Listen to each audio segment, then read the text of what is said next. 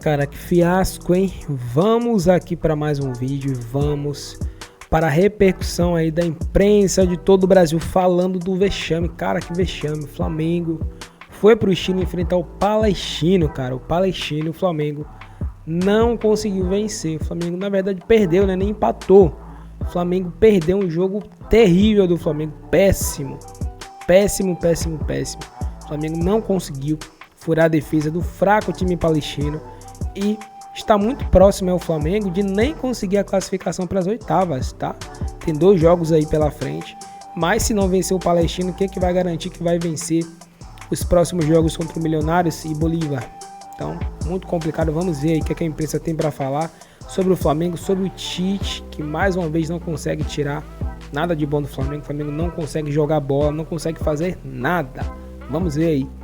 Deixamos os créditos na descrição e vamos acompanhar toda a repercussão aí dos comentaristas. Completamente fora do que seria a programação normal. A coisa do 100% de aproveitamento na fase de grupos, que teoricamente poderia acontecer, já está esquecida há algum tempo. Mas eu acho agora que sobreviver em segundo. Exato, ninguém imaginava que o Flamengo se colocasse numa situação tão complicada em termos de classificação para liderar o grupo. Agora talvez nem isso seja seja um objetivo realista. O fato é que foi uma apresentação muito ruim. É preciso falar do gramado. A Conmebol não gostou, por exemplo, do que aconteceu, do que viu no jogo da Sul-Americana, do Fortaleza, a última atuação do Fortaleza pela Sul-Americana contra o Boca no Castelão, e comunicou ao Fortaleza que as coisas precisariam mudar, porque senão não haveria mais jogo lá. Não dá para ter jogo nesse campo, na Copa Libertadores da América. Não tem cabimento. Mas hoje o Tite não tem o direito Isso de reclamar explica o que aconteceu em termos de resultado? Não. Mas é um absurdo a principal competição da América do Sul realizar uma partida nesse negócio aí, que não deve nem ser chamado de gramado. Atrapalha para os dois lados? Não. Não atrapalha para os dois lados. Atrapalha quem é melhor, atrapalha quem não está acostumado com esse campo. Só que não dá para usar esse tipo de comentário, um fato, uma realidade do jogo, como uma explicação para o Flamengo ter ido tão mal, não ter conseguido fazer um gol, não ter jogado nem próximo do que é a capacidade média da equipe do Flamengo que entrou em campo hoje. Não precisaria nem ter sido uma grande atuação para o Flamengo naturalmente conseguir apresentar muito mais do que isso. Então, os problemas eles vão se acumulando, o Flamengo piora. O segundo tempo em Bragança pelo Campeonato Brasileiro no fim de semana, de certa maneira, foi animador. Talvez a gente pudesse dizer que num esporte que não se chamasse futebol, o Flamengo teria vencido o Red Bull Bragantino, pelo que apresentou, mas o futebol não respeita essas coisas. E também não respeita a diferença entre a camisa do Flamengo e a do Palestino, a folha de pagamento, o orçamento, as ambições, as pretensões, as perspectivas, nada disso.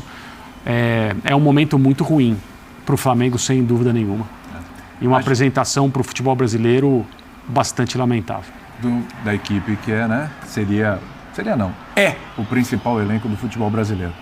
Vamos ouvir os jogadores na saída do gramado, hein? Tem Fabrício Bruno, tem Gerson. Vamos ver o que o pessoal tem a falar depois dessa... Eu não gosto de vulgarizar a palavra vexame, toda hora vexame, mas essa decepção... Mas uma decepção... Uma decepção muito grande tá essa derrota do Palestino. Não, vamos lá.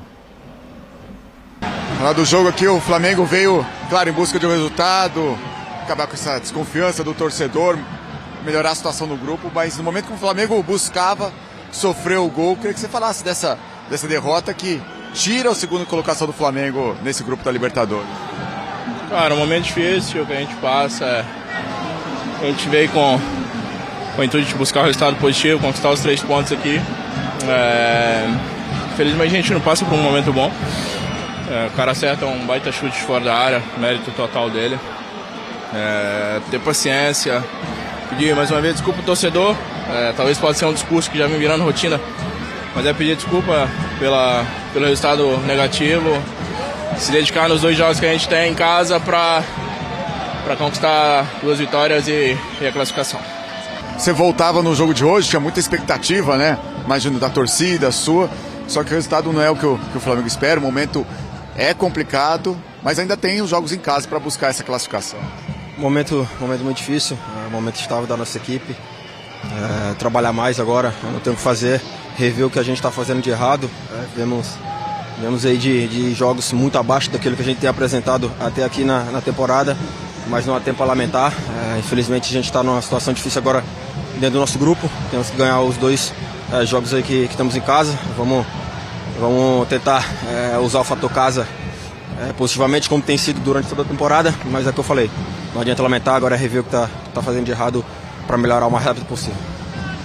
Então, falar dessa derrota, o que você acha que tá faltando pro Flamengo? Aqui o gramado não era bom, mas o que você acha que tá faltando no jogo do Flamengo para conseguir os resultados que não estão vindo, né? Não tem que botar desculpa no gramado. Tá ruim o gramado, mas estava ruim para os 2 times.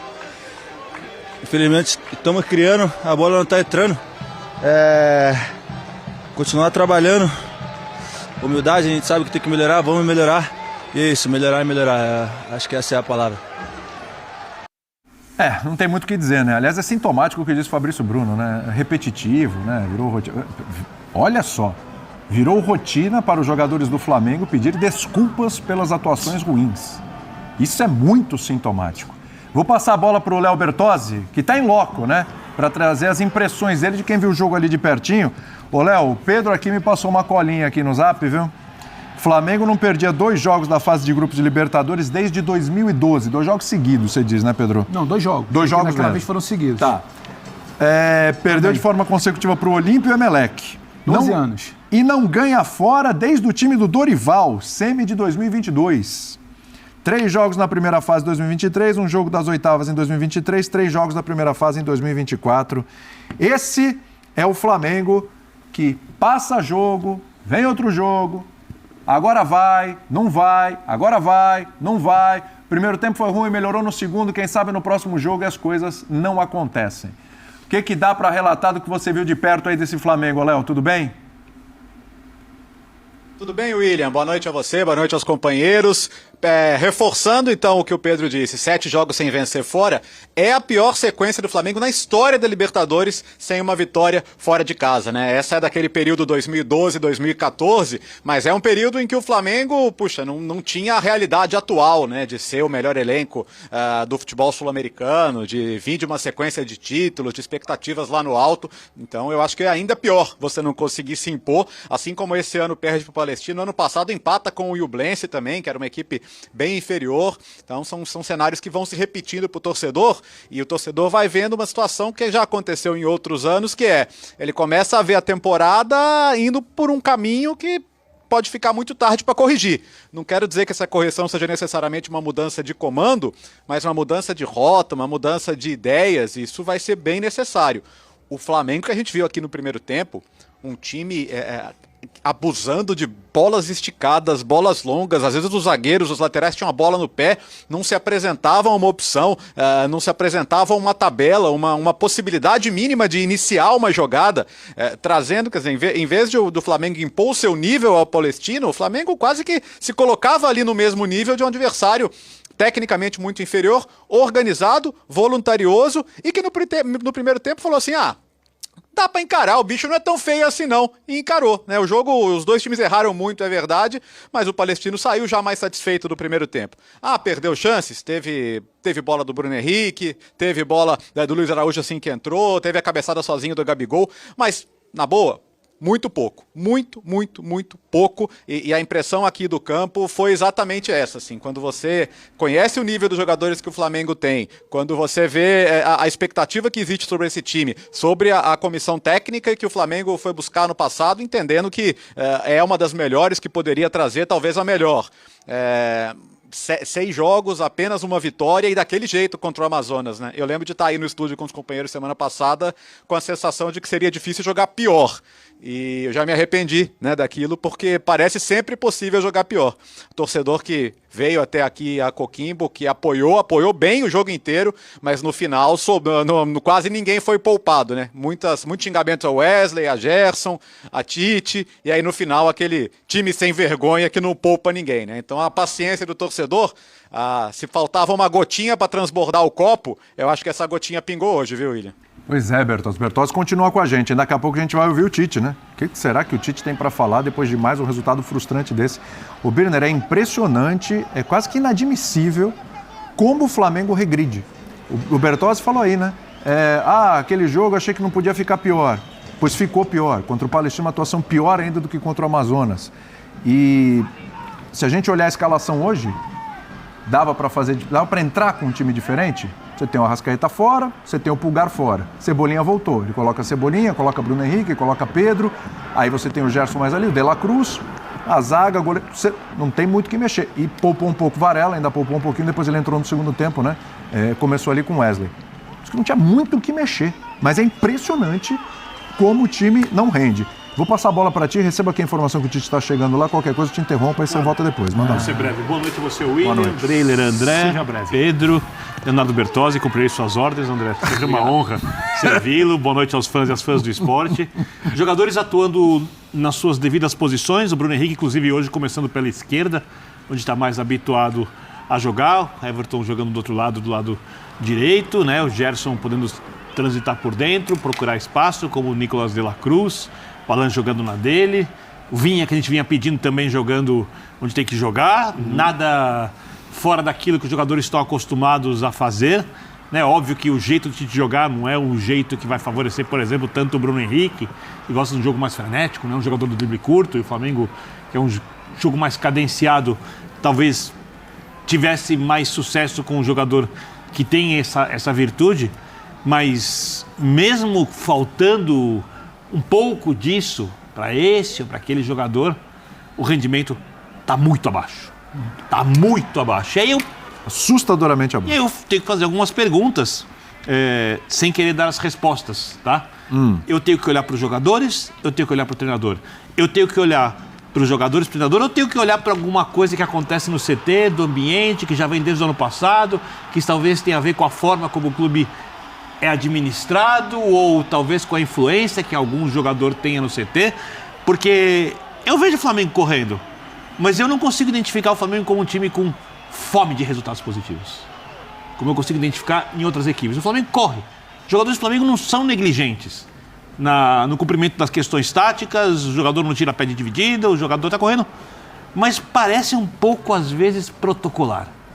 Parece que falta uma coisa ali, que eu vou usar, desculpa o termo, mas a chama que o competidor precisa ter. O desejo de ganhar. Hoje faltou muito. O prazer de ganhar, né? E aí eu vejo, por exemplo, o Pedro, no primeiro lance... O Flamengo é um time sem fome, sem apetite. O Flamengo quer ganhar, mas falta.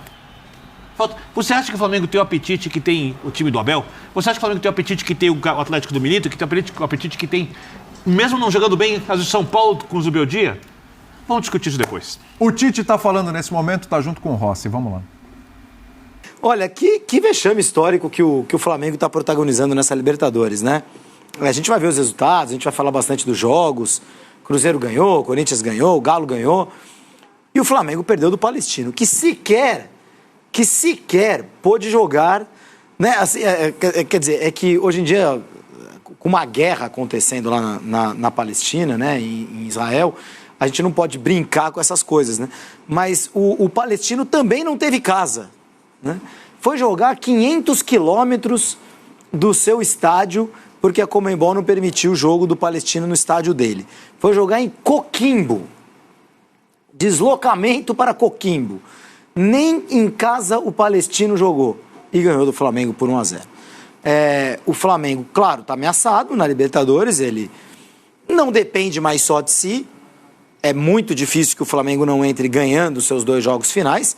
Mas hoje em dia parece muito difícil que o Flamengo ganhe seus 2 jogos finais, né? Tomás, é um time que parece muito desencontrado no momento. Muito desencontrado, o técnico está perdido. O Tite está errático nas decisões. Flamengo sem confiança e, repito, ameaçado de um vexame épico. O maior orçamento do continente. Vocês imaginam o Real Madrid eliminado na fase de grupos da Champions League? Tudo bem, o Flamengo não é o equivalente ao Real Madrid, mas em termos de grana, sim, né? O Manchester City eliminado na fase de grupos da Champions League não tem essa possibilidade, porque a diferença é muito grande de time, de dinheiro, salário, jogadores. o Flamengo tem essa diferença para os seus adversários aqui na América do Sul e está correndo o risco de ser eliminado.